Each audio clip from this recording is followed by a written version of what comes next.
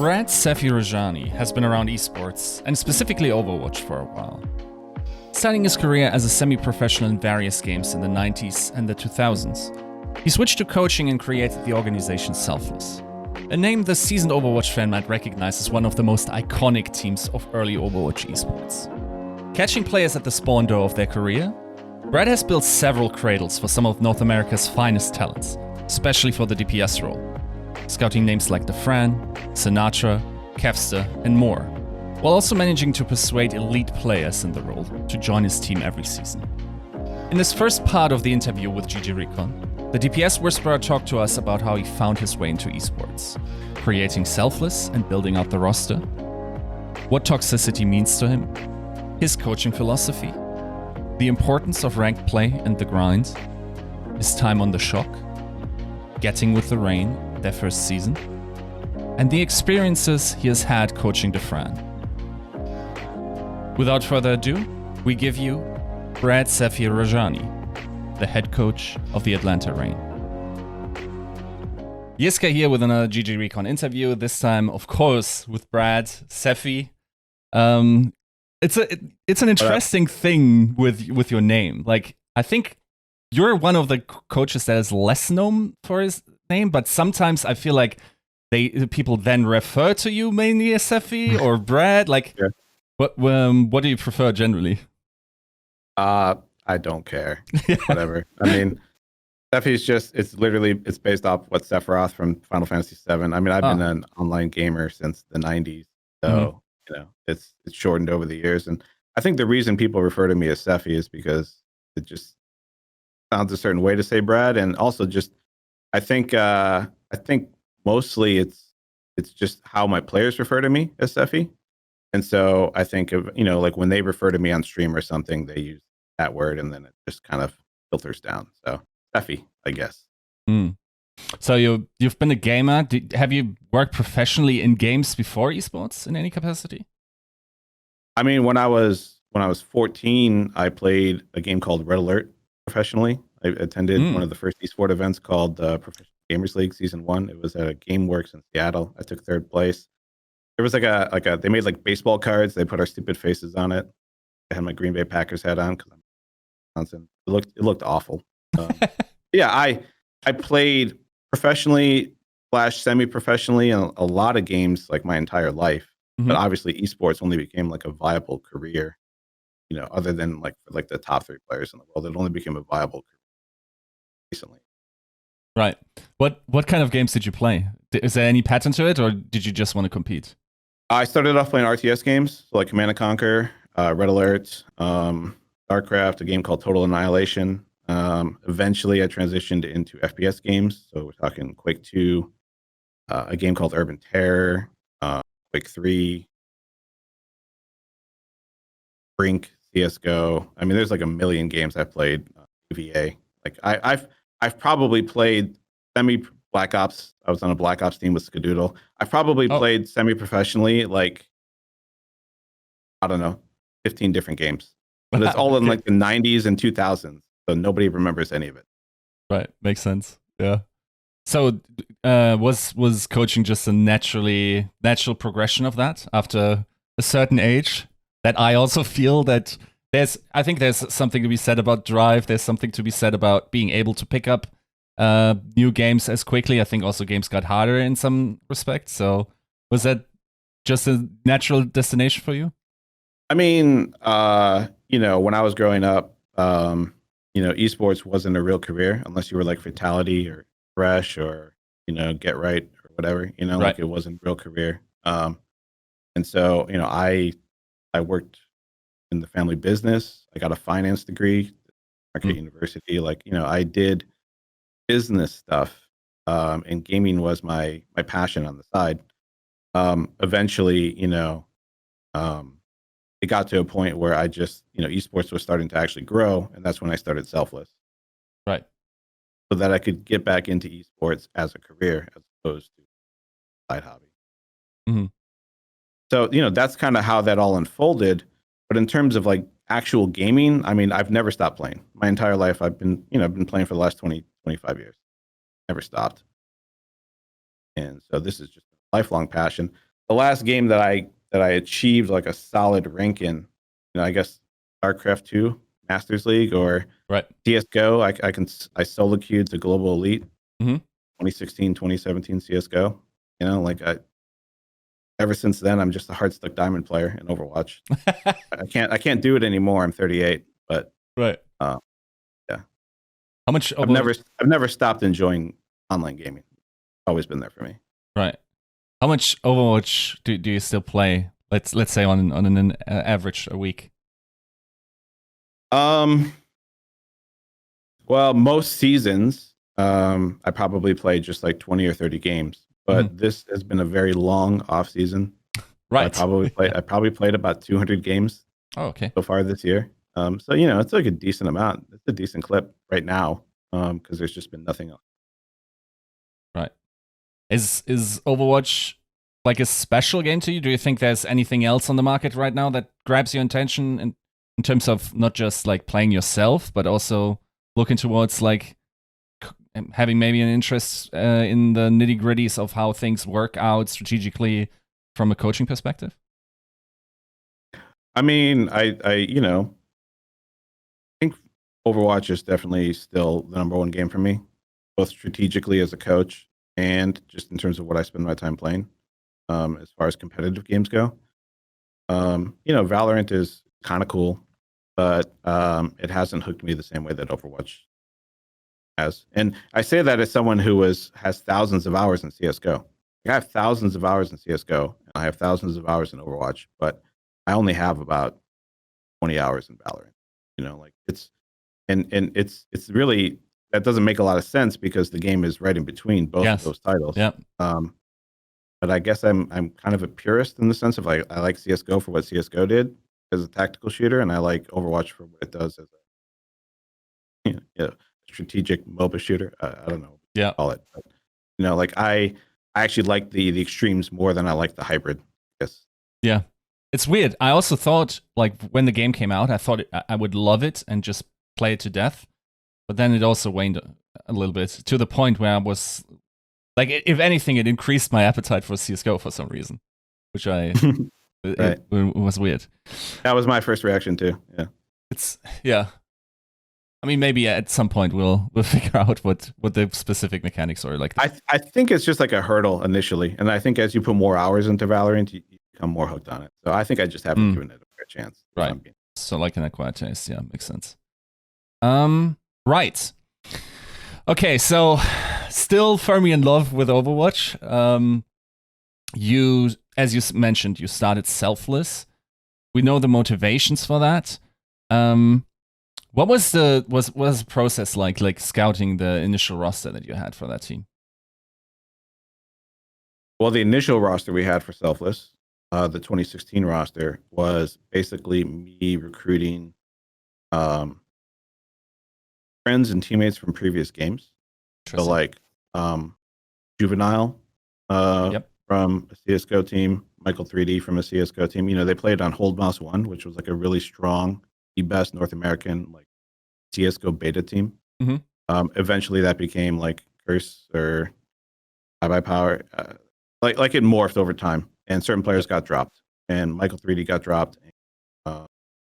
Skadoodle didn't get dropped. Skadoodle went on to greatness, right? But Michael 3D got dropped, Juvenile got dropped, and they transitioned into Overwatch.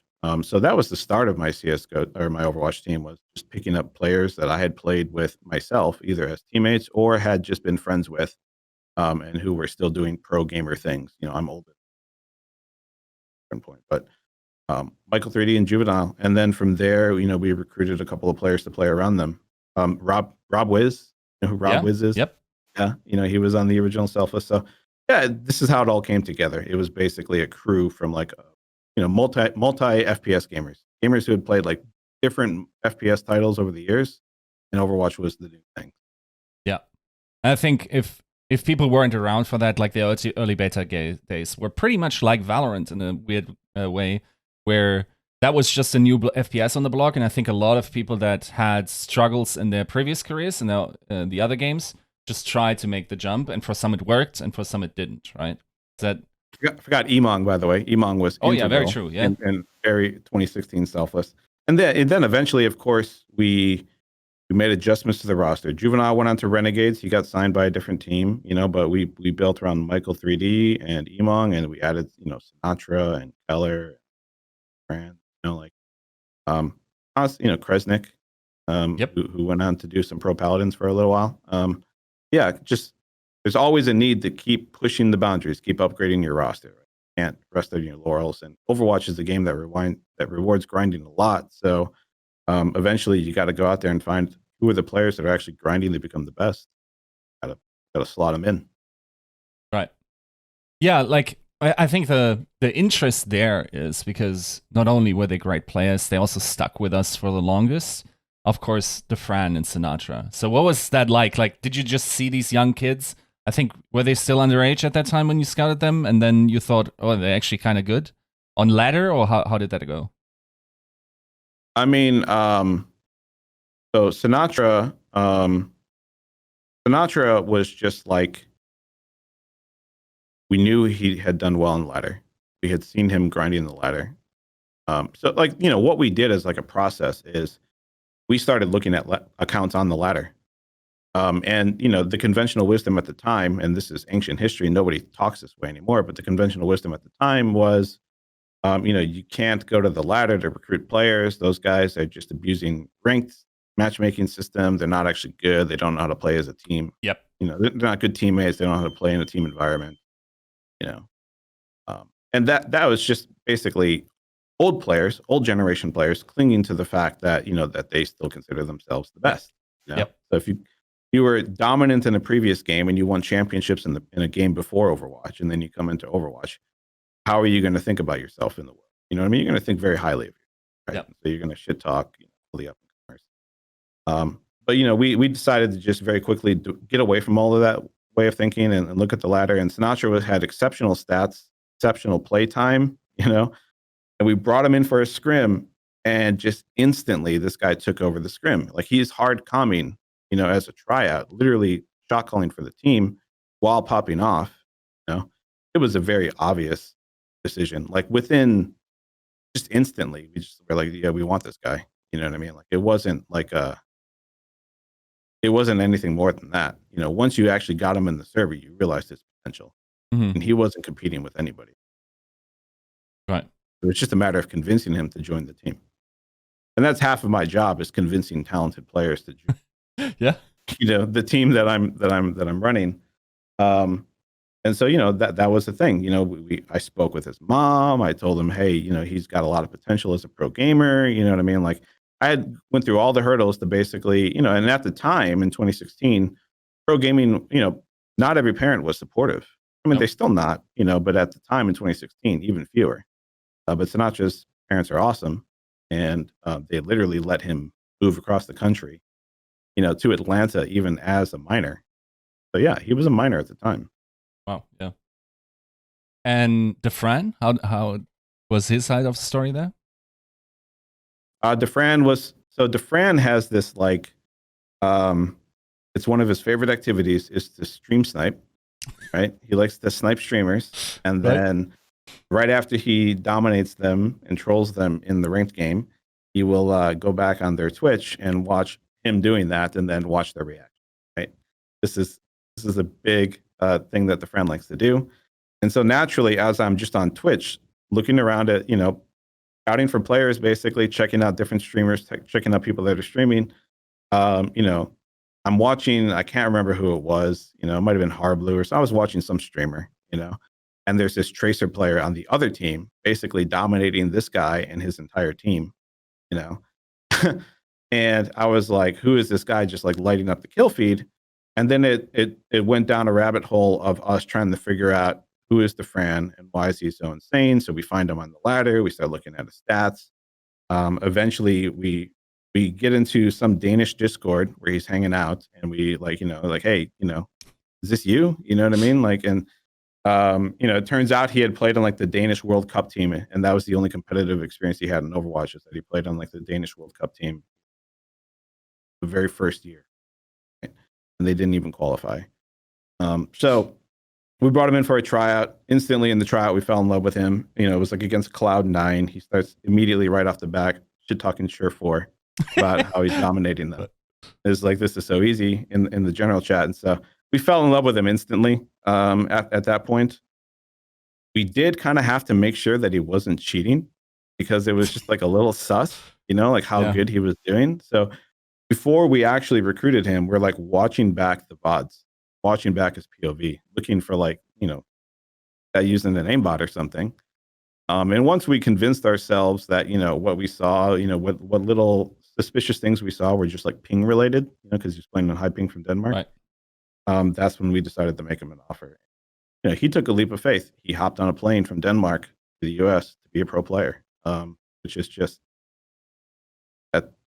not something you expect out of a friend. But when he decides he wants to do something, he goes for it. He doesn't stick with it, but he's willing to give it a shot. Mm-hmm. He does. He's not afraid of making big changes, as evidenced by the fact that he's buying a farm. Yeah, very true.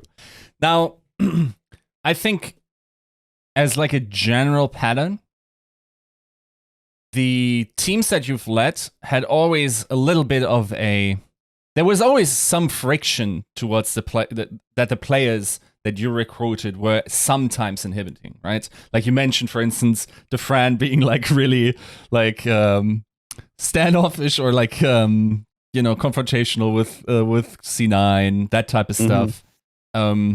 Then I mean, Sinatraa also had a reputation back in the day. You guys played cocky strategies, like the guy, like the people that have been around since then will remember the Kevster, of course, with you guys spawn camping, sometimes the best teams in the world. So where do you land on this toxicity label that we apply to players? Well, to me,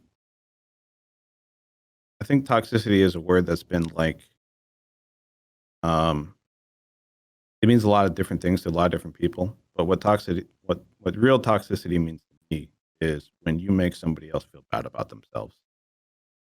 And I think that it's not necessarily what I hate the most is streamers and players who genuinely make the people that they're playing with feel like less than, feel like make them feel small, like either talk down to them or make them feel bad about themselves, call them ugly, call them right. Dog shit, like whatever words you want to come up with, but basically saying that they don't deserve anything, you know what I mean, in terms of like, what they're doing, you know what I mean, like, you don't deserve to be in my game, you don't deserve to be here ruining my experience, you know what I mean, like, they do, they're in the game with you, you know what I mean, and everyone's entitled to like a finding happiness and stuff. And Dafran was never anybody who made somebody feel bad about themselves. Like Dafran would go into a ranked game, he'd be cooperative with his teammates, he'd be patient with people who made mistakes, you know what I mean, like he constantly trying to come up with like a creative strat to win the game, like he is, generally speaking, less toxic to his teammates than like your average ranked game than like any people that don't even have a reputation for being toxic, but they are, in my opinion. So I just think that like you should treat people with kindness and respect. And I think generally speaking, the players on our team that have been labeled as toxic did that, and they got their toxicity basically from like a reputation for their banter. You know what I mean? Or like, I mean, most of what Sinatraa and Dafran did on Selfless was, at the end of the day, spicy banter, from the teabagging to, right. The spawn camping to the general chat. I mean, it's just, in my mind, it wasn't that bad. What Dafran did with the throw for Dafran thing, that was bad. Yeah. Like that genuinely wasted the time of like thousands of people on the ladder. You just queue into a ranked game and some guy's jumping off the map, right? You're wasting people's time. That's bad. Yeah. But that doesn't make Dafran like some sort of like ultra toxic person, you know what I mean, to like the people that he interacts with. Mm-hmm. That hasn't been my experience at all.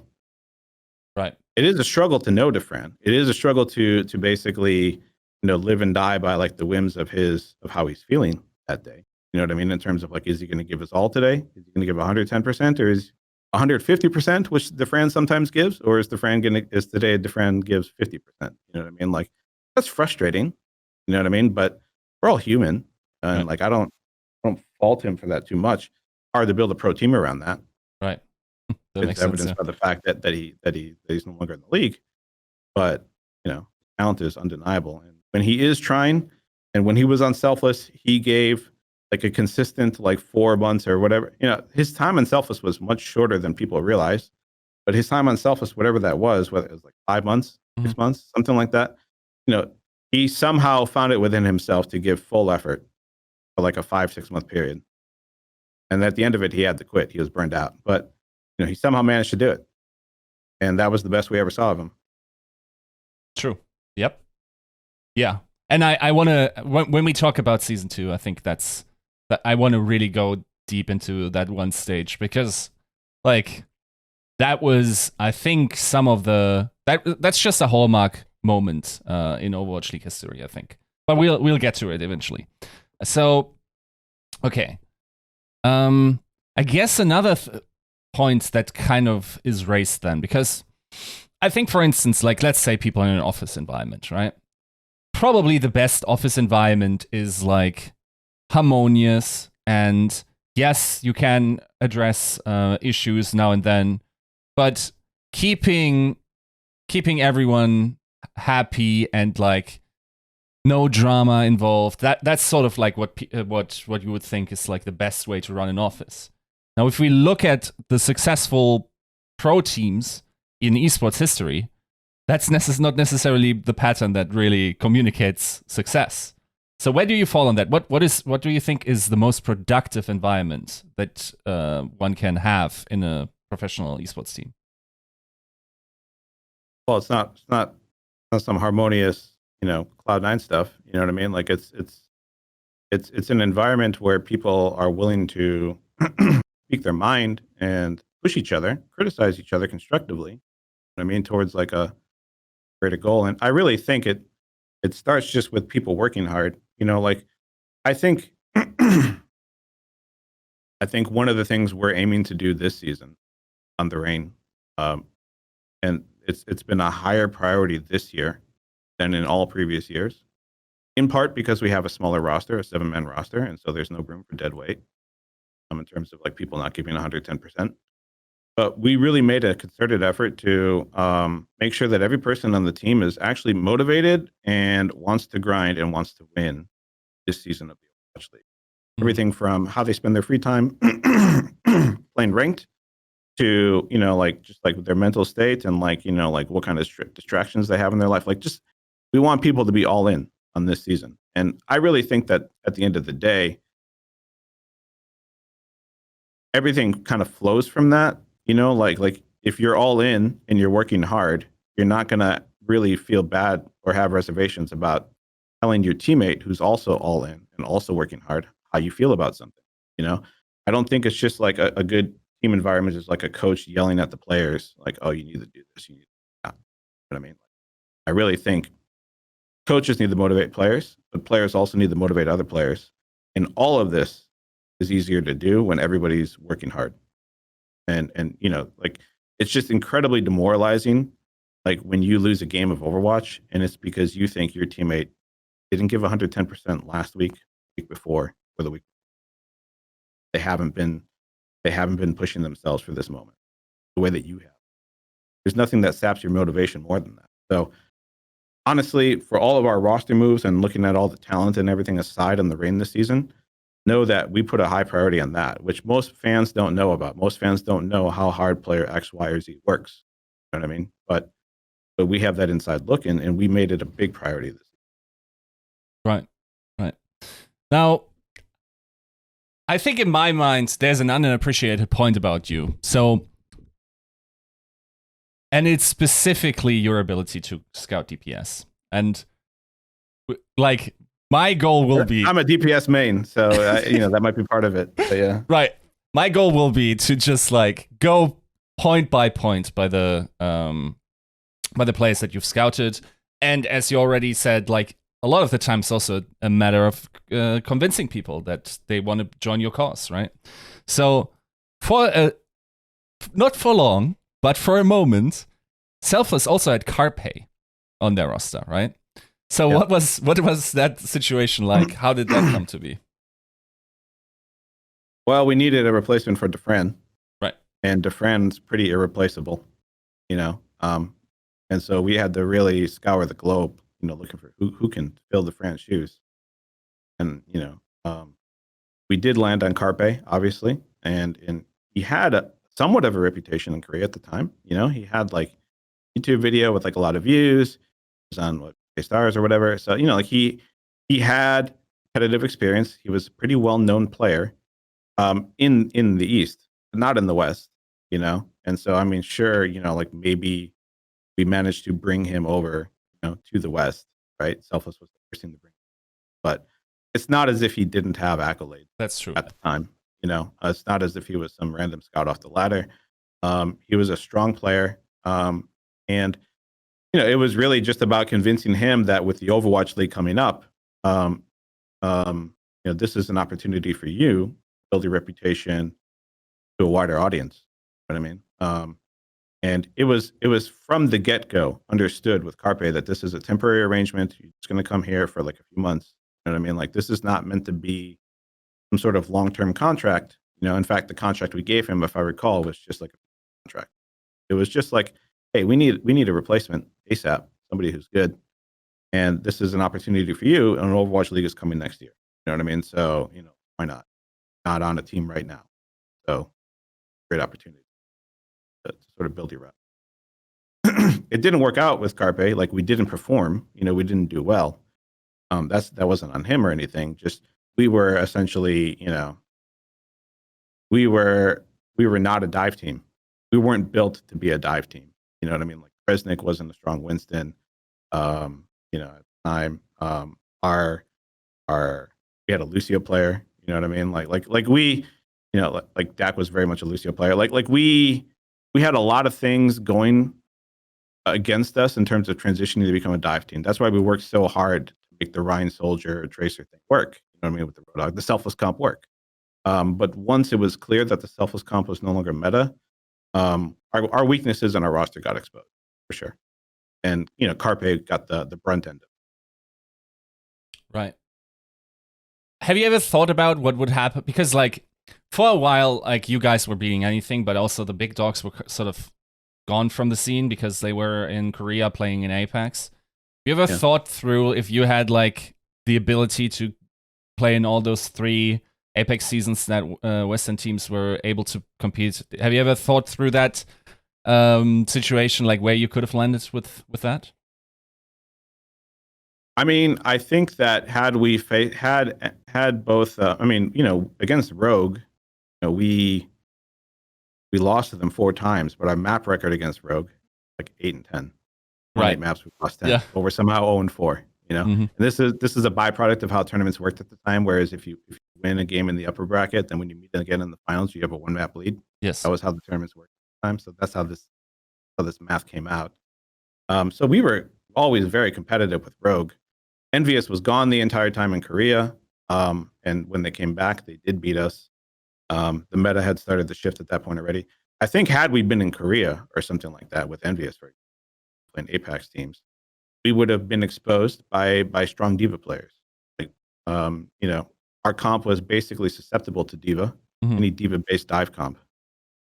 Not the triple DPS kind as much, but like the D.Va kind at the time, because D.Va was an extremely powerful hero, but nobody really appreciated that until Koreans started running it to beat Rogue when they went over there. Rogue went over there with their Winston triple DPS comp, right? Their dive comp. And then they started getting rolled by teams that just played Winston. Yep. And once that happened, it was kind of the beginning of the end for Rogue in terms of that matchup. But I think the same thing would have happened to the Selfless comp had we gone out there. You know, like we eventually, you know, I mean, we had strats related to D.Vas. Like, you know, we know that the D.Va's going to go for Dafran, so Michael would literally save his sleep dart for the D.Va shifting onto Dafran across the map. And then, you know, Dafran would agree not to shoot the D.Va so that the sleep could go off. This was how, these were like the very awful strategies we were coming up with to deal with D.Va. Right, yes. You know what I mean? Yeah. But had we gone to Korea, I think we would have been rolled. Not necessarily by Envy and Rogue, but by Korean teams utilizing D.Va properly. Right. That makes sense. Now, for Carpe, you said, okay, you had a pre-established reputation in Korea, so it wasn't just like you guys just found someone randomly off the ladder. Now, last time when we interviewed Harsha, he actually revealed something about where you found someone randomly off the ladder, which is now known to people as Kevster. And right. Harsha even shared that you went above and beyond for Kevster in order to help him out. So what's your side of the story? Can you retell that story, how you found him and what you did for him? I don't remember much, but I mean, I was watching Dafran play ranked on his stream, and in the same way that we found Dafran by watching a streamer, and then Dafran's lighting up the kill feed, and playing very well on the other team in that person's stream. I was watching Dafran's stream, and Kevster was basically performing very well on the other team. And just from Dafran's point of view, Kevster looked very good. So then we start to dive in a little deeper on Kevster. We start to look at, how is his stats? Okay, his stats are not great. Why are his stats not great? Because he looks like he's playing incredibly smart, from Dafran's point of view. And I get to talking to Kevster, and it turns out he's playing on like a horrible computer, and doesn't have a lot of competitive experience. Plays the ladder, from small town. And so I spent money out of my own pocket to send him a computer. I spent maybe $3,000-$4,000 to send him a computer. And the idea was to get him on LNL. And he had been on and off LNL already. True, yeah. And the idea was to get him back into LNL. But I think he took a break from the game shortly thereafter. So he kind of took the computer and ran, kind of thing. Right. But that I didn't send him the computer only for that reason. I sent him the computer because I just thought he had a lot of potential. I didn't when he decided he didn't want to play on LNL. I was not like that upset or anything. And I don't even think I was. I had just started working with LNL at the time. I can't even remember. This might have even been before LNL. I can't remember. These events are all kind of blurring together in my head. But basically, I just thought he had a lot of potential if he just had a better computer. And over time, that bore out. He grinded the game. He got extremely good. And his success where he is today is it's not because of me. It's because of him. He works harder than basically every DPS player in the league, as far as I'm concerned. I don't think any DPS player is playing the game more than he is right now. He played like over 1,000 games this season. I'm sure it's a very high amount as well. So the success that he has, all on his own, and he deserves every bit of credit. Right. Okay, so to get the full stack of, I think, we will get to other names. You have a long list of DPS players that were not necessarily fully known at the time, but then became really big names in your teams. I think it's worth talking about Sugarfree at this point. Now, Sugarfree is an interesting player. Of course, unfortunately. Hang on a second. The lights just went out. Hang on a second. No problem. What happened to my power?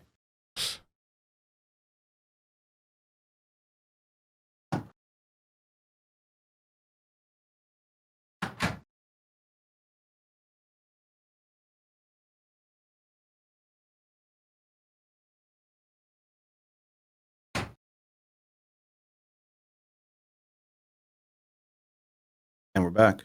We're back. Yeah. Right. So it's of course unfortunate that he was so young, but there's something to be said also having young talent on your academy team that then can help elevating the level of your academy team to help everyone on that team, and then, as we will later find out, also on your main team. So how did you get to know of Sugarfree? Was that a similar process, like just seeing him light up a kill feed on someone's stream? Uh, you're exposing my age here because I can't remember everything. No Feeling old problem. now, but I think he was on LNL when I joined LNL. Okay. So LegitRC invited me to be a part of LNL with him, and I think Sugarfree was already in the mix there. Mhm. So I got to know Sugarfree through scrims, basically, not off the ladder. And yeah, it's just basically been about developing him as a player, for the last couple of years. He's got tremendous talent, obviously, evidenced by the fact that he was basically playing tier 2 semi-pro at age 13. Yep. Very few players have done that and actually looked good in the process. Some players have done it, but they haven't looked good. Sugarfree's done it and been a dominant force. And even today, he has some of the best stats on the ladder. If you go to the ladder right now, start looking at profiles, Sugarfree's stats are insane.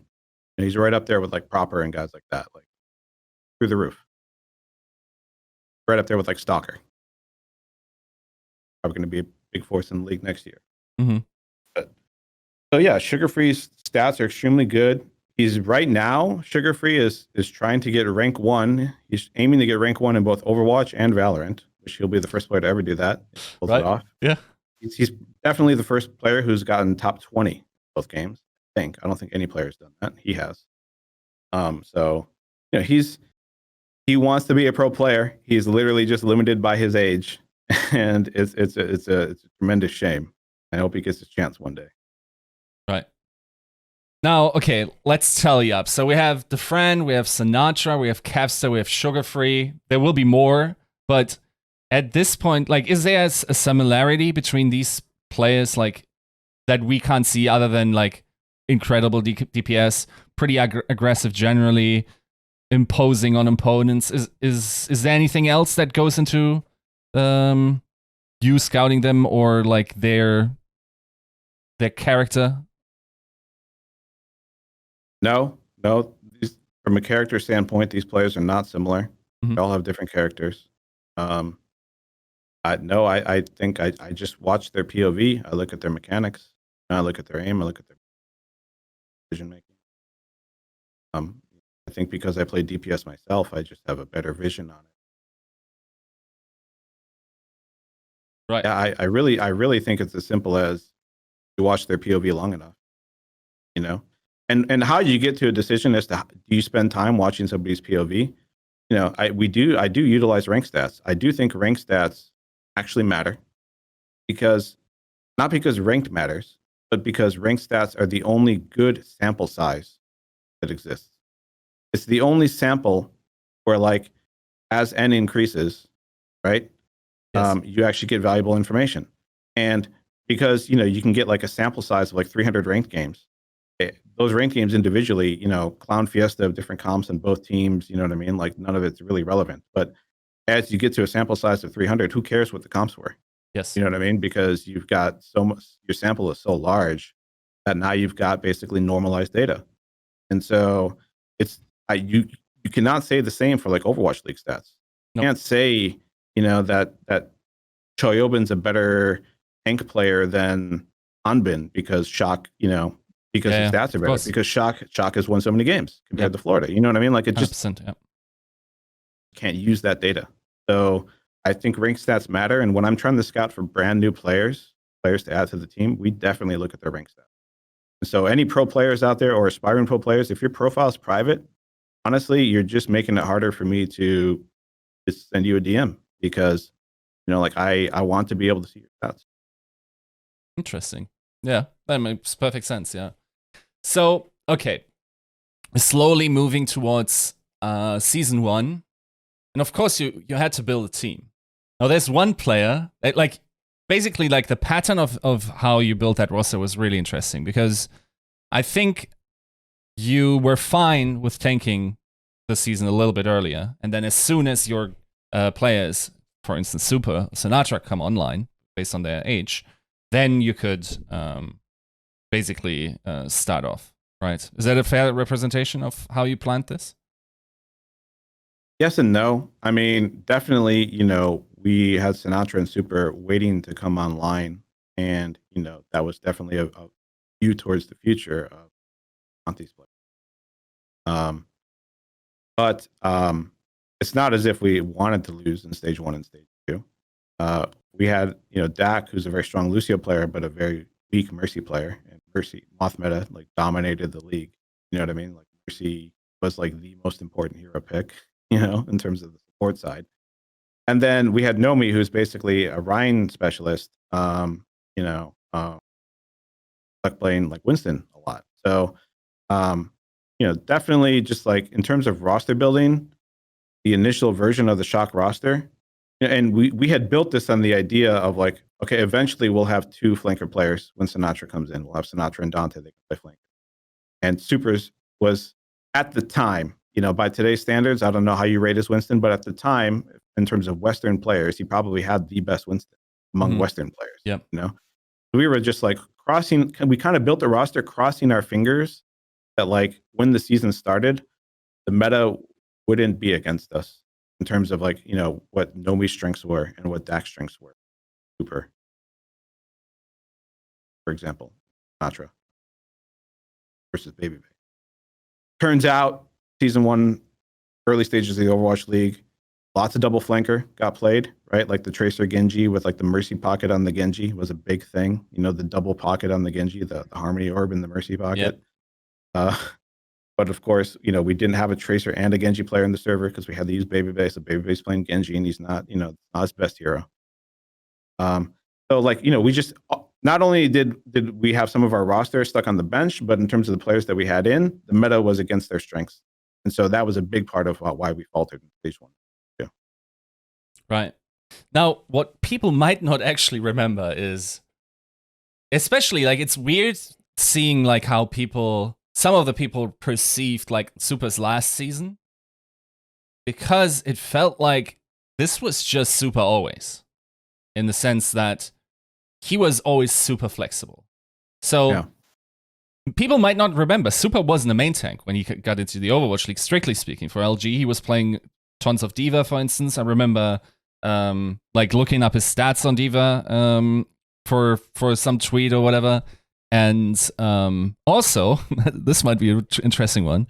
I was asking people who are very good at Pharah, like who was one of the worst, like the strongest Pharahs to play against at the time. And then someone told me it's Super. Like this guy duels Pharahs like so obnoxiously well that it's like he's just very good on that hero as well. So he has always had that flexibility. Was that something you considered? Because like we didn't really know how important flexibility against specialization would be at that point. Like I think that was one of the major questions going into the Overwatch League, right? Yeah, at the time it was. So definitely when we picked him up, we had an idea that we might use him on off tank, that we might use him on main tank. There was some fleeting thoughts of using him on DPS, but those weren't super serious. It was more about, main tank or off tank. I do think he was primarily a main tank player at the professional level. Right. When we recruited him, and he was mostly recruited as a main tank. We just had it in our minds that, okay, if it's like a Ryan meta and Nomi's doing well, maybe we'll put him in on, off tank instead. Mm-hmm. Or Nevix was in the process of learning, off tank. If Nevix falters, you know what I mean? There's like a backup, on that front as well. So we basically, in our minds, we had 3 tank players, and Super was gonna fill in on whatever spot looked weakest. And we decided Nomi looked a little bit weaker than Nevix, so we put him in on main tank. I think it worked out. Super, proved to be very flexible main tank as well, and obviously, Brian is his best hero. He's one of the best Ryans in the game, but it's not as if Super can't play these other tanks to a high level. He can't. Rank 1 recently, playing mostly ball. So, he's a very capable young man. Right. Now, I think what is underrated in terms of your story with the Shock is that a lot of your recruitments actually laid the foundation towards what would later become very likely, unarguably the best Overwatch team that has ever been. And sure. I think there are 3 pickups now, possible. Yeah, I would say 3 pickups that happened in the mid-season that sort of shaped that trajectory towards becoming a better team. And the first one are the X6 boys. Now, at the time, I think they were valued quite highly already. In terms of, like they had success in Korea, like they I think that those guys left the team when X6 finally won their contender season, but clearly like their imprint on Apex had been pretty high. Architect was always like seen as like the third Genji god in Korea, if I recall correctly at the time, after like Huayu and Haksal. So you pick up Architect and ChoiHyoBin. So what was the story there? How did that go? Well, first of all, before we go into the story, I don't necessarily agree with the analysis you just made, though, in terms of like that these pickups that I made in the midseason, that these were the real foundation. Shock's future. I think Shock, the 2 championships that it won, I think very much came on the back of players like Striker and Violet, Sinatraa. Sinatraa was already there.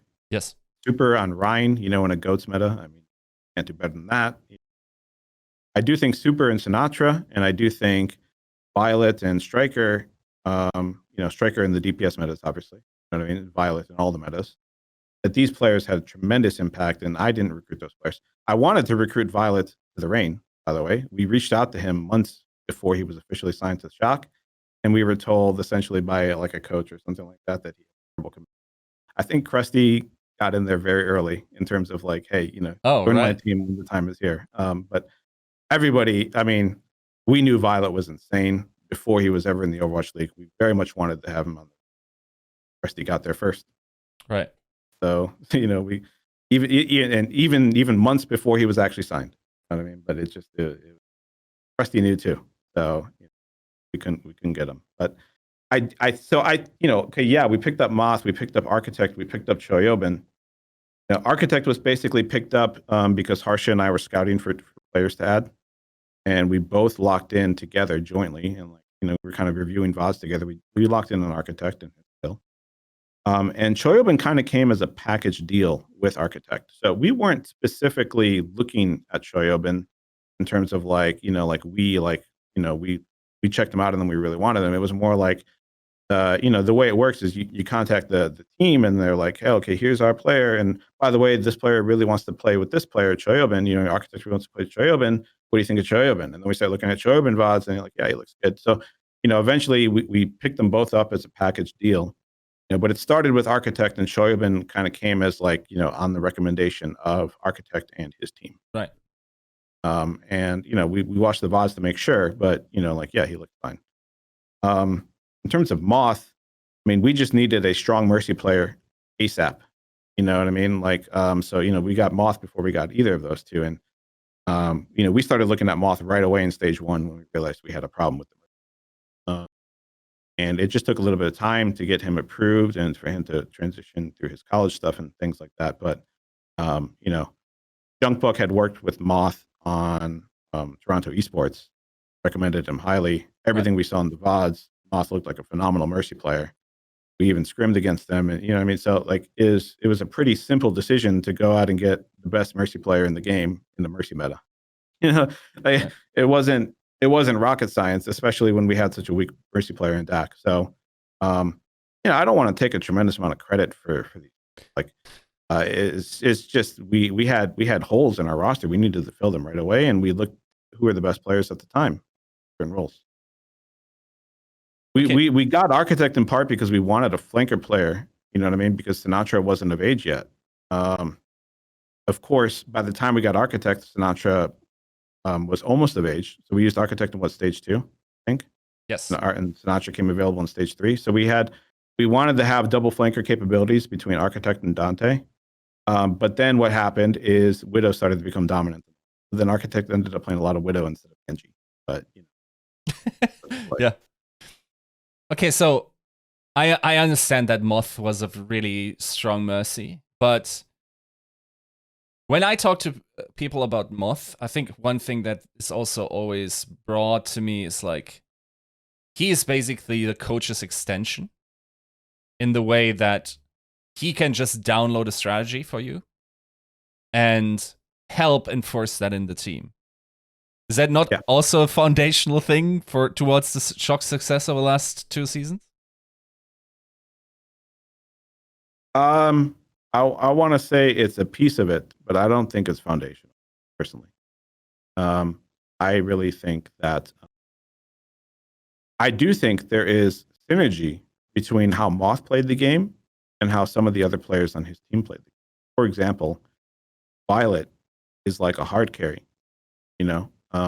And so if you can free up Violet to do a little bit more DPS or let him take an aggressive angle, there's always a pocket there to save him. You know what I mean? Should the dive come. You enable Violet to do damage, he will do a tremendous amount of damage. And I do think in that sense, Moth, not so much because he's the coach's extension, but because he has a mindset that is very defensive minded. You know, he's not trying to be the playmaker himself. He's the ultimate support player, you know? Yes.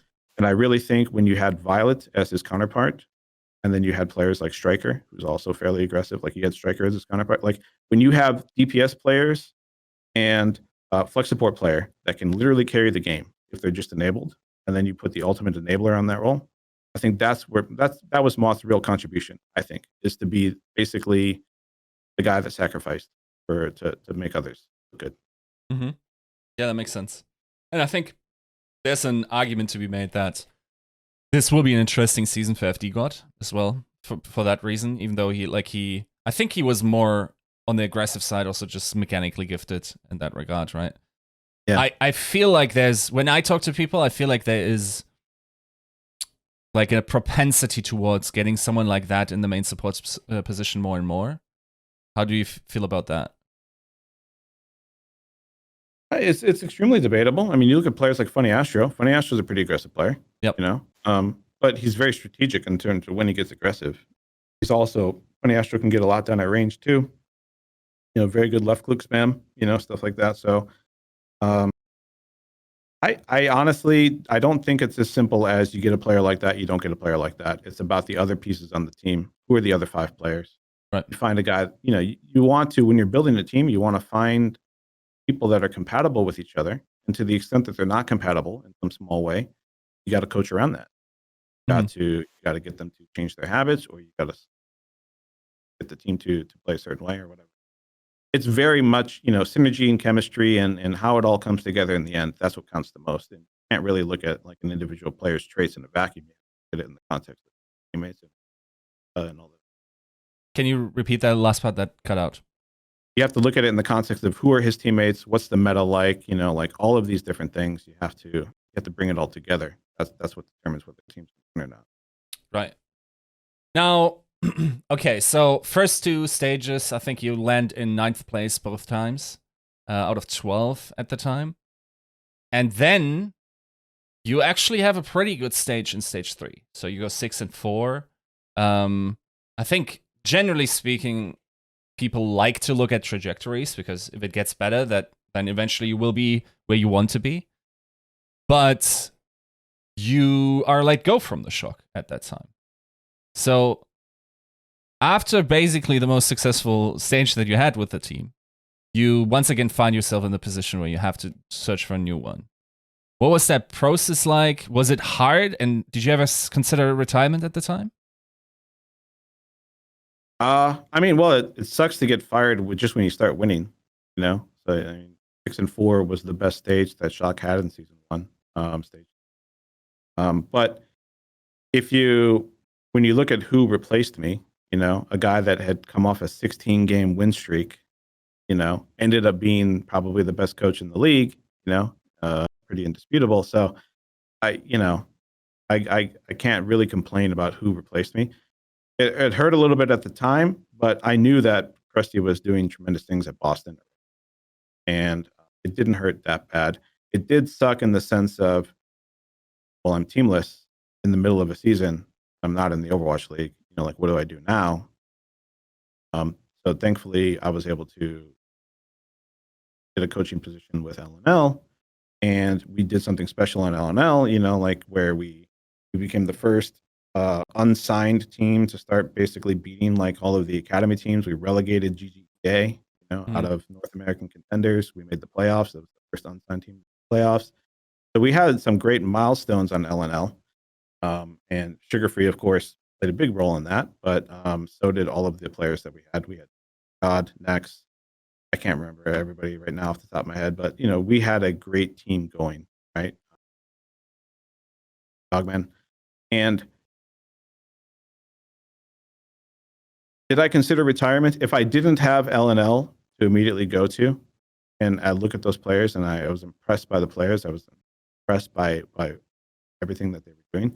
If that wasn't there for me, maybe I would have retired, maybe. But I still had a lot of hunger to win in Overwatch. We fell short in Selfless, the Rogue days, and then falling short again on the Shock. I wasn't really ready to give up yet. Thankfully, LNL was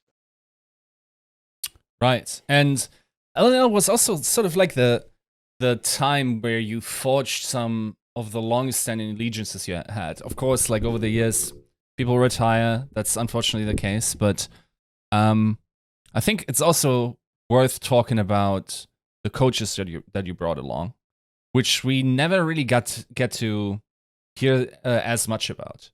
So can you talk us through like the process of bringing Silence and LegitRC along, and what do they do? Or I guess in Silence case used to do for your teams, and in terms of the coaching role. Why do you choose to like put them on your staff every time you form a team?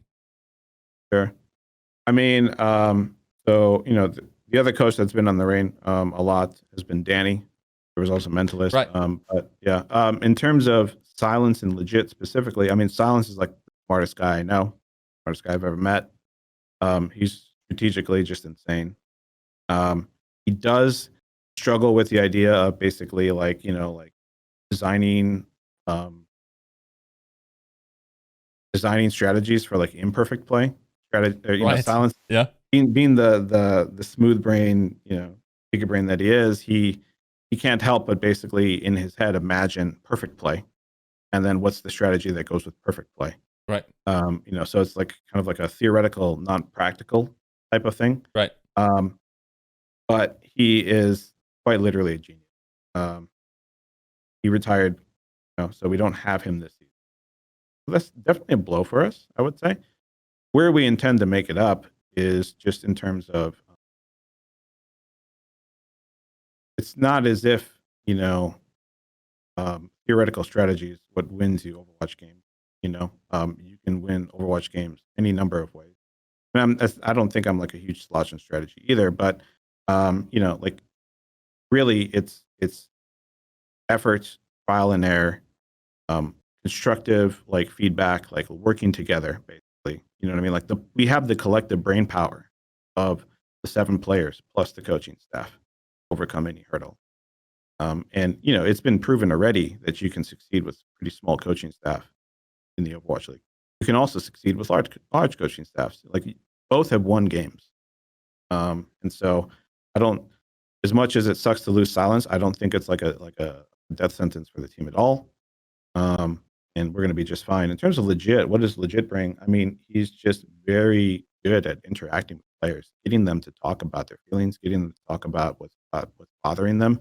He has strategical insights as well, but really the main thing that he contributes to the team is he is a sounding board for players and their problems. And so am I, but you can never have enough of that. It's just at the end of the day, promoting like the open communication within a team is critical to success. Right. Now, okay, so LNL works out. I think you guys also did a great job in wrapping that up and marketing around that team. So, like a lot of you guys actually found a way in the Overwatch League. I think possibly the most successful campaign all around in terms of getting people signs from a non-academy team, I would argue. And then you land a job with the Reign, and that's an interesting story. So is that basically like the narrative that you could tell the owners, going like, okay, look, I coached a team in the first season. My trajectory went up. So it's not like I'm doing a bad job here. And I got replaced by like the winningest coach in the league. Yeah. Right. And also had a better stage than the winningest coach during stage 3. Okay, yeah, right? sure. I mean, although that's technically true, I think you can say that Shock looked just as good in stage 5 as they looked in, or stage 4 as they looked in stage 3. There might be strength of schedule issues. ChoiHyoBin being slotted into the roster, as the reason to why they got 5 losses in stage 4. But I think the team looked as good, if not slightly better, than they looked in stage 3. So, right, it's a talking point for the interview, sure, but the reality of the situation is, I think Shock looked fine, under Krusty, even in they were. You could see it heading in the right direction. Right. And then you also mentioned that Selfless was based out of Atlanta, right? Is that correct? Yeah, that's true. Did that help, you think? And how did you sell them on yourself as the head coach? No, I don't think any of that sort of Atlanta stuff helped. How we sold them is Silence, myself, and Legit put together a 15-page dossier on how to build a successful team, coming into the league. So we had scouting reports, we had players, like all kinds of Korean players. We gave them a rating, like 1 through 5 stars. We talked about their strengths and weaknesses. We did a tremendous amount of legwork that basically made it seem like we are prepared to build a team from the ground up for you right away. Let's get in there early before all these other expansion teams come in and snipe up the talent. Let's get in there. So, we present. I interviewed well, I think, but really behind the back of all of this was 15 pages of hard work, and then the narrative you talked about, the Shock, Selfless, on a good trajectory, then accomplished, new milestones with LNL in terms of tier 2, things that hadn't been done yet. I think it all just kind of came together into a pretty good package. Right. Did you know which players you wanted to bring along in terms of, ATL Academy or the main team from LNL? Was that immediately obvious, or did everyone have to retrial for their position? No, everyone had the retrial. So, once I got the job in August of 2018 or whatever it was, I tried very rapidly from there to convince them that it's also in our interest to get an academy team. But before we even considered the academy team, first we had to build the main. And so that was step 1. And everyone had to trial from scratch. And, we more or less built a brand new roster with Pokpo and Dako. And the first 3 signings that we had were Pokpo and Dako and Erster. All 3 of them were signed on the same day. They all came together. This is, when you go to a player and you approach them and you say, we'd like you to join our team, the 2 questions kind of always at the front of their mind is, okay, how much am I getting paid? That's one question, right? But the other more pressing question is, who are my teammates going to be? Yes. Every player cares about this, the answer to this. Everybody wants to. Very rare does a player want to sign with a team not knowing whether, who, at least a little bit of who his teammates are going to be. And so, the power play that we made, and this was all of the Atlanta owners doing this. This was like a huge power play from them, was to sign Pokpo, Dako, and Erster in one fell swoop. Healthy salaries, signing bonuses, buyouts to their orgs. Came up with a tremendous amount of money in a single day in order to basically get our first move on the board.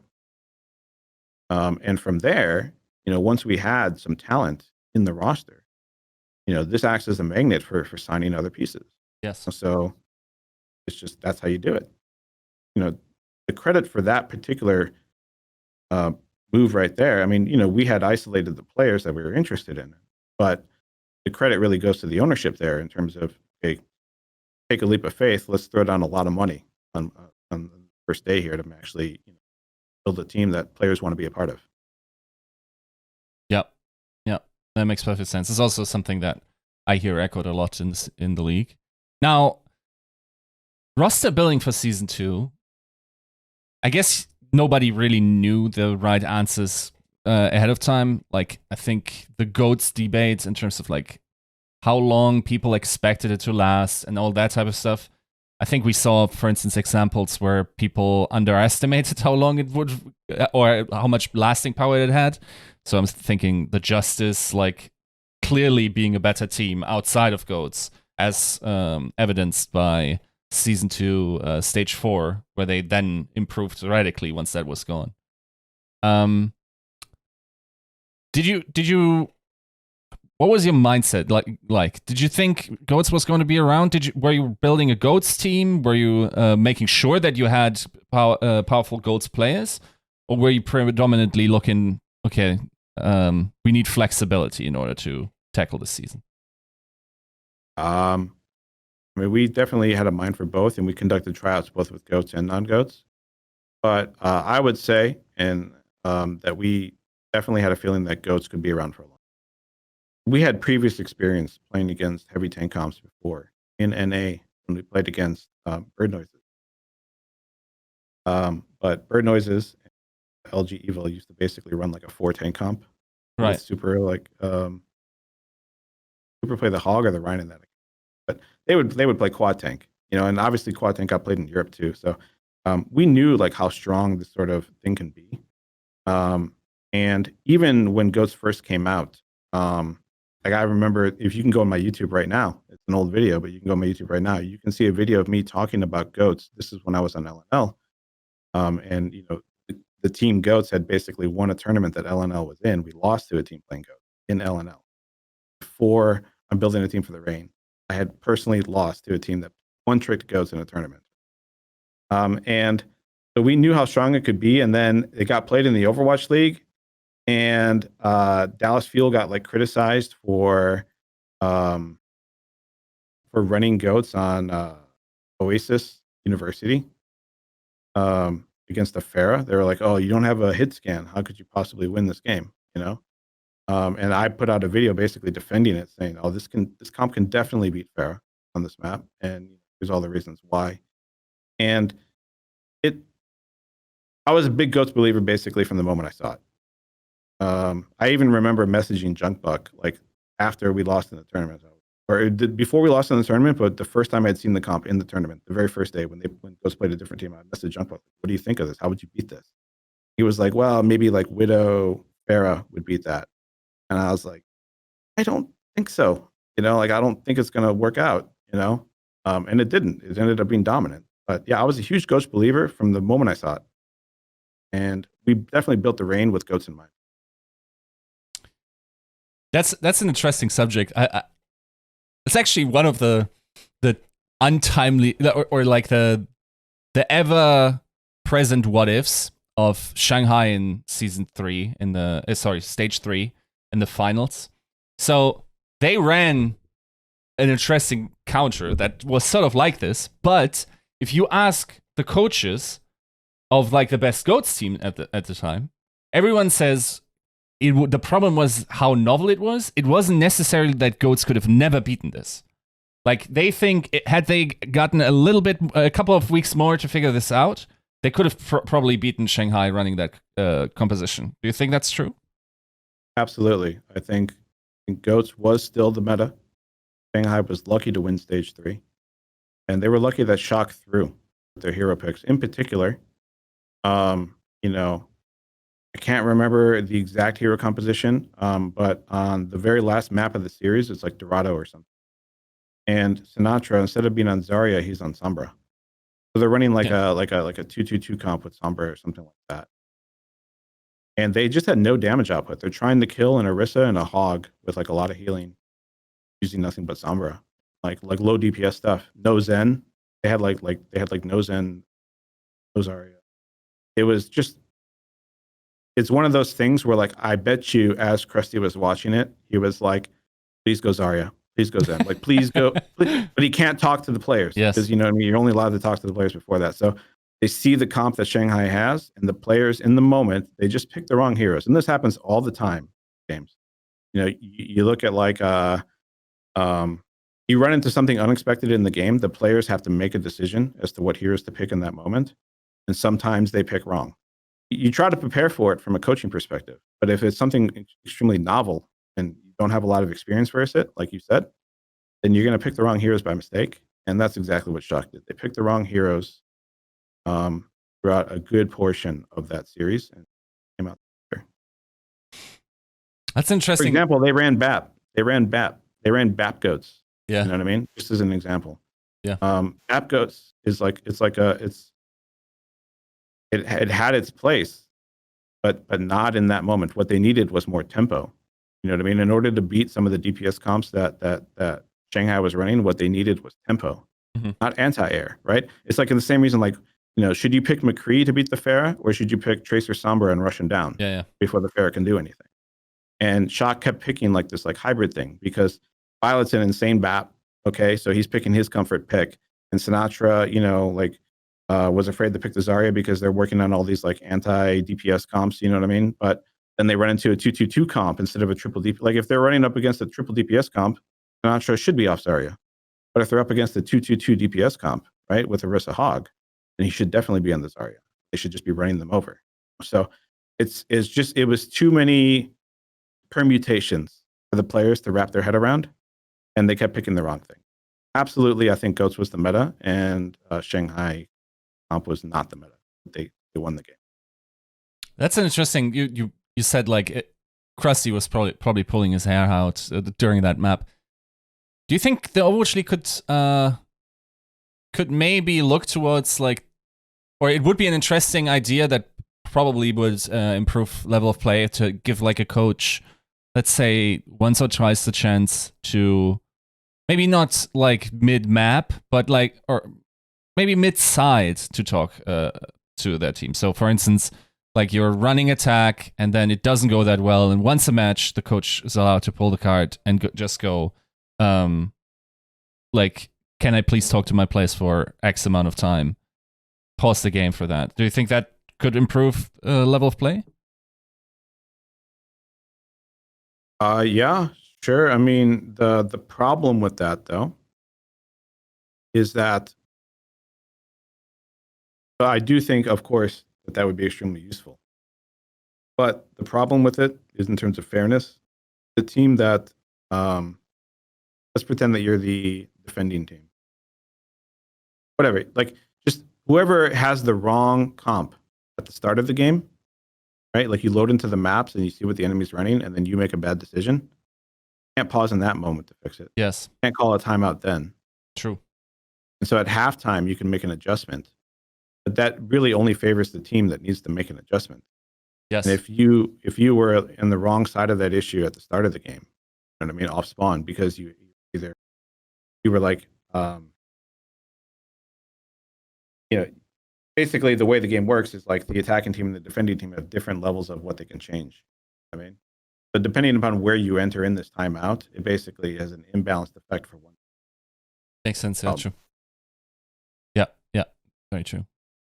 Now, okay, we're still Goats era, and your team is, I mean, you guys played really well. You actually also had punch up potential. The other thing you guys were known for, I suppose, was Dogman's shit talking towards like the opponents.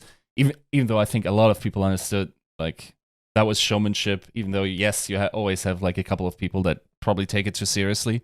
Was it something you had to like reel him in for? Something that you supported? Something you had to talk about at all with him? We didn't really mind him talking opponents. The one issue that we had to rein him in for. Sorry, you cut out. The one thing we actually fined him for was not so much to talking opponents. I believe we fined him for the time that he tweeted something like terrible right now. Like we lost the game, and then he said something negative about us on Twitter, basically saying like we suck. Mm-hmm. And I think we, I don't know if we fined him for that, but we talked to him about it. You know what I mean? And we were like, like why are you being negative? You know what I mean, towards your teammates. It was more that. But in terms of the banter among the league, like no, we encourage it. Like the whole mindset of like us against the world is very strong for team morale. You know what I mean? Like it's actually incredible. You know what I mean? Like what a difference it makes. Like when you guys feel like you are a squad and through everybody else. Yeah, it's just that's the way you want to go. Yeah, that makes perfect sense. Yeah, yeah, and Dogman was always a good teammate in that respect.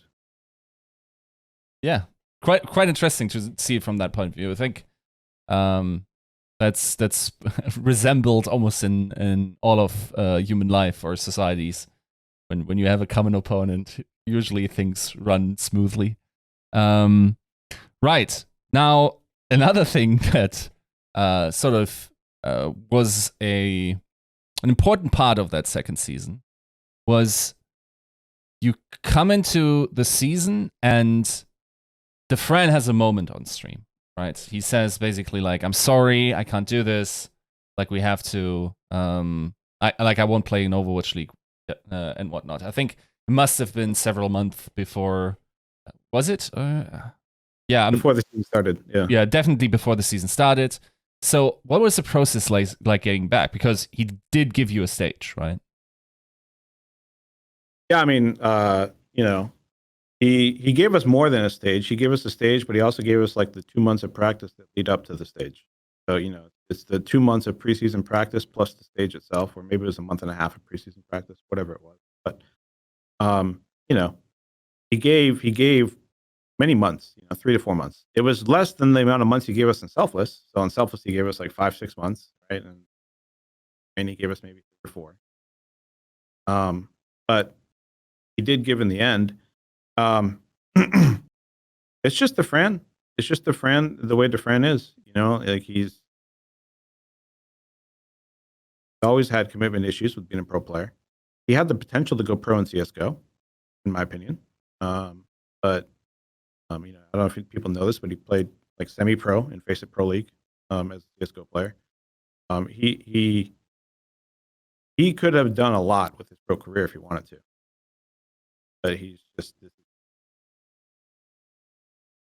from his mental health issues, motivation issues, happy. Sorry, the last one cut. So what makes him happy? Yeah, so what makes him happy? Yes. Like it's different for every person. And he's had moments where he wanted to do pro things, but he's had moments where he's wanted to do other things. That's friend. Yeah. No, that makes perfect sense. I think that also makes him a lovable character. It felt authentic, and it felt like he put a lot on the table and like shared a lot with people in the Overwatch League in terms of like what his struggles were. I think he continues to do so as well with his streams. And it was actually quite a sad moment, though I will say that stage, and in my opinion, like one of the most iconic plays ever in Overwatch League was, of course, like the Hollywood boost. The grab over the roof, yeah. Right. Like we know the story. I think you guys saw that another team doing that, right? It was literally Dafran saw like on Reddit, like some guy did it, yeah, and he just wanted to do it. It was all Dafran. He literally, but this was the power of Dafran, is he could literally in the middle of a match rope his teammates into doing some crazy idea. Mm-hmm. You know what I mean? Like he had that kind of quality, that kind of effect on people. We discussed it heading into the match, but we did not rehearse it. We did not practice it. We didn't do that in a scrim. You know what I mean? And be like, okay, yeah, let's do it again. Right. It was more just like we're talking about it ahead of time. And then it's like, okay, if we're winning or if we're doing well, we're going to do this. You know what I mean? And we were. And so we did, but that was very, very, that came up that day, and it happened that day off a thing he saw on Reddit like the day before. He went to bed with a dream that he would do it. He woke up and he found a way to do it. Yeah, no, it was kind of sad to lose a player that could just produce these moments. Well, I think though, if what I always respect Dafran for is that when he was on the team, he's giving like 110%. He was on Selfless in Atlanta, he gave 110%, 120, 150%. Nobody worked harder than Dafran. And when he was on the Reign, for whatever time that was, he was giving it all of his effort, And when he started to feel that he couldn't give that effort anymore, he pulled the plug himself. He's like, I don't want to let my team down. I don't want to let the org down. I don't want to let the fans down by giving less than 110%. I'm going to walk away. And, he could have done it a different way. He could have said to the org, he could have tried to get like a lot of money out of the org because he was the face of our brand. You know what I mean? Like at the time, like, he was a big part of our marketing. he could have tried to angle for himself in all kinds of different ways and take like a path of like least resistance while still making a lot of money. And he didn't do any of that. He just rode off into the sunset kind of thing, you know, like, but there's honor in that, you know, it's a kind of a noble thing to do. And I think all of his teammates appreciated, you know, that if he wasn't feeling it, that he'd just not waste anybody else's time. Yeah. Do you remember how you got to know that he was going to quit? How did he tell you, or how did he tell the team? Oh, I mean, no, I mean, he would talk to me about it a lot. You know what I mean? He'd be like, my motivation is waning. You know what I mean? Like, I'm not sure I can keep this up. You know what I mean? And then, you know, we try to reset the next day. You know what I mean? Like, you wake up today, how are you feeling today? You know what I mean? And sometimes he bounces back, but then eventually it gets to a point where every day feels like he can't do it anymore. The grind is too much. You know what I mean? His heart's not in it. And so then it's a pretty gradual process. You know what I mean? Of it's like sudden, but it's gradual in the sense of like, you know, you don't give up right away. Just because you have a bad day, you don't give up right away. It's when you start to have every day being a bad day. That you say, okay, I'm just going to go hard for the next 2 weeks, but then after that, this isn't for me. Kind of help you close out the stage, kind of. Mm-hmm.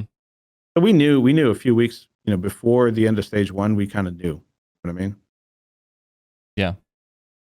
Did you know who was going to slot in immediately? No. No. Babybay is who we ended up getting, right? But you know, we had begun the search. But it was we didn't have we didn't go into the season on the idea that Dafran is for sure going to leave and that we for sure need to have a backup. You know what I mean? We had a decent sized roster. Yeah, we had it, but no, we had to wait to see what the meta was, to wait to see what we needed. You know what I mean? And what we needed was a DPS player who could also play Zarya, and Babybay had a pretty good Zarya. So you know, like we landed on Babybay pretty quickly. But no, there was a search. Can't remember all the details. Definitely looked around. Did you keep Babybay warm on Zarya during that time? Do you remember? We didn't pick up Babybay until after it was decided that the friend would retire. Mm-hmm. Oh, yeah, I remember. Oh, right. Yeah, that might be true. Yeah. Now, I remember, like during that time, I was sitting with a couple of coaches. Eventually, actually made Overwatch League in season 3, and I remember watching Babybay Zarya, and we were collectively losing our minds at like cross map graphs just flying, and somehow also being effective for no reason, right? So, like, was that as dramatic in the dugout as well? To sometimes to see that play, and then also, I mean, I think there's always, at least I think it would be normal to have the what if scenario in mind. If the season had gone differently, Dafran would have maybe been around. So, I mean, you know, the most jarring thing about the switch from Dafran to Babybay is the fact that, and this is the hallmark of a good player, and it's been Babybay's biggest weakness his entire career. But Dafran has exceptional ults. He knows when to ult. He knows how to ult. He knows when to get good value from his ult, for the most part. There's a couple of exceptions here and there, but Dafran, generally speaking, is good with ults. And a lot of great Overwatch players are good with ults. Erster had insane ults. Yes. You know, like Erster knew exactly when to ult. Babybay has a history of basically wasting his ult, whether it was on Soldier with Visor, to, you know, getting his grabs eaten on Zarya, to insert hero here. Babybay found a way to waste that ultimate. And it's something that he worked on to improve on his entire career, and he made progress. I'm not saying he didn't, but that was the most jarring thing, was to go from Dafran basically not getting his grabs eaten for the most part. He got a couple greens, but he started to get the hang of it. Dafran was just starting to get the hang of his grabs not getting eaten. Mm-hmm. And then we had the reset with Babybay, who got every grab eaten for a while there. And eventually, Babybay did make significant progress on his grabs not getting eaten. So kudos to him. But at the very beginning of that transition, it was extremely rough. This concludes the first part of our interview with Brad. In the second part, We get to talk about the third Overwatch League season and its challenges.